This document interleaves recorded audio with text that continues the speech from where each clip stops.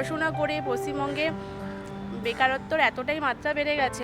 এখনকার যে বর্তমান সমাজ, তারা পড়াশোনা করে তাদের যে ভবিষ্যৎটা কী হবে সেটা নিয়ে সবে অন্ধকার দেখছে। 10 বছর, আর এই 10 বছর মানে কটা দিন জানেন? 3650টি দিন। হ্যাঁ, এই কয়েকটা দিনেই একটা মানুষের জীবনের শ্রেষ্ঠ সময়কে সম্পূর্ণভাবে নষ্ট করে দেওয়া যায়।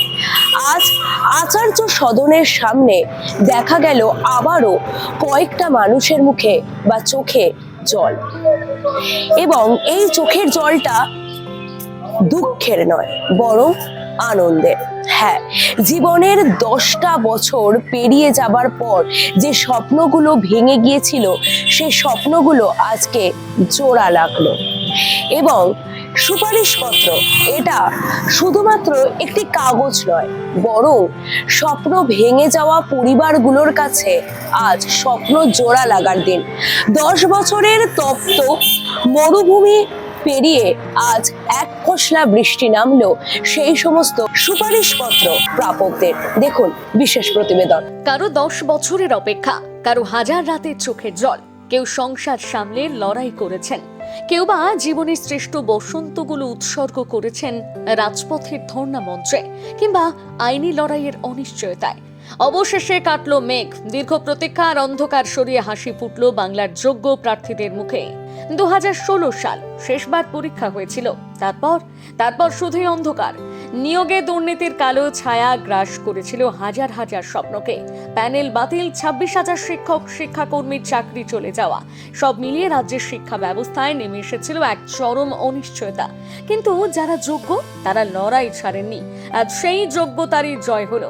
সুপারিশপত্র হাতে নিয়ে বাইরে বেরিয়ে আসছেন এক শিক্ষিকা, চোখে জল গলায় রুদ্ধ। পাশে দাঁড়িয়ে থাকা স্বামীকে জড়িয়ে ধরে হাউ হাউ করে কেঁদে ফেললেন তিনি।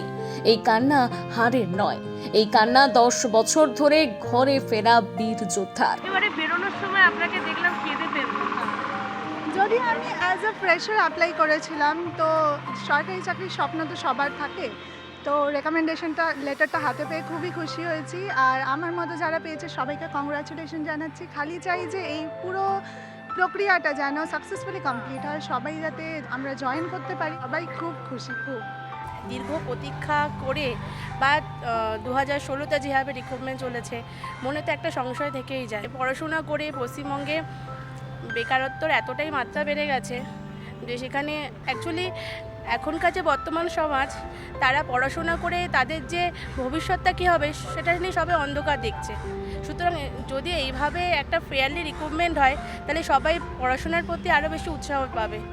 স্কুল সার্ভিস কমিশনের তথ্য অনুযায়ী একাদশ-দ্বাদশ শ্রেণীর এই নিয়োগ প্রক্রিয়ায় মোট 12,445টি শূন্য পদের লক্ষ্যমাত্রা নেওয়া হয়েছে, যার মধ্যে প্রথম ধাপে মধ্যশিক্ষা পর্ষদের পক্ষ থেকে 500টি শূন্য পদ পাঠানো হয়েছে। কমিশনের পরিকল্পনা অনুযায়ী এই পর্যায়ে 7টি বিষয়ের 182 জন যোগ্য প্রার্থীর হাতে তুলে দেওয়া হচ্ছে তাদের বহু প্রতীক্ষিত সুপারিশপত্র। 10 বছরের দীর্ঘ তপ্ত মরুভূমি পেরিয়ে এই সুপারিশপত্র যেন এক পশলা স্বস্তির বৃষ্টি, যা যোগ্য প্রার্থীদের জীবনে বয়ে আনলো এক নতুন পথ চলার অঙ্গীকার। স্কুল সার্ভিস কমিশনের এই পদক্ষেপ কি পারবে বাংলার শিক্ষা ব্যবস্থায় ফের স্বচ্ছতা ফিরিয়ে আনতে? 10 বছর আগের সেই হারানো সম্মানকে ফিরে পাবেন শিক্ষকরা? উত্তর দেবে সময়। তবে আজ যারা সুপারিশপত্র পেলেন তাদের জন্য রইল আকাশছোঁয়া অভিনন্দন। মেধার জয় হোক, বাংলার প্রতিটি যোগ্য প্রার্থী ফিরে পাক তাদের প্রাপ্য সম্মান। সাবস্ক্রাইব করুন রিপোর্টার সুকৃতি প্রোডাকশন, ক্লিক করুন অ্যাপের বেল আইকনে।